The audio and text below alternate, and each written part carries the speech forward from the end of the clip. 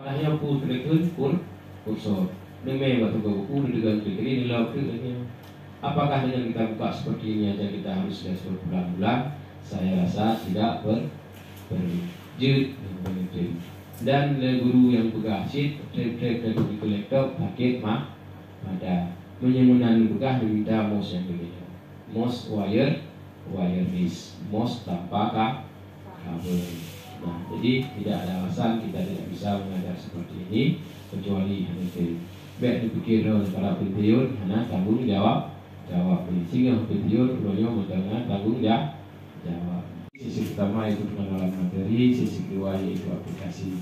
Jadi di sesi pertama kita belum membutuhkan laptop, tolong laptopnya dimatikan dulu semuanya biar kita sama-sama fokus ke depan. Dan laptop mendung.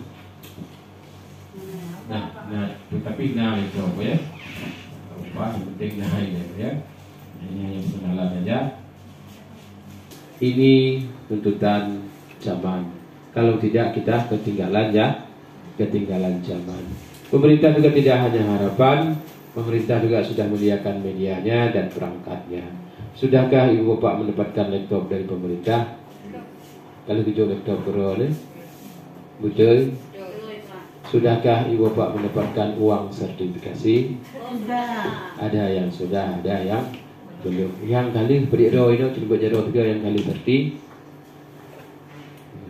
Jadi uang sertifikasi itulah uang profesional guru. Minimal habo itu laptop. Lu yakin di rumah drone yang buat bawa laptop kon habo.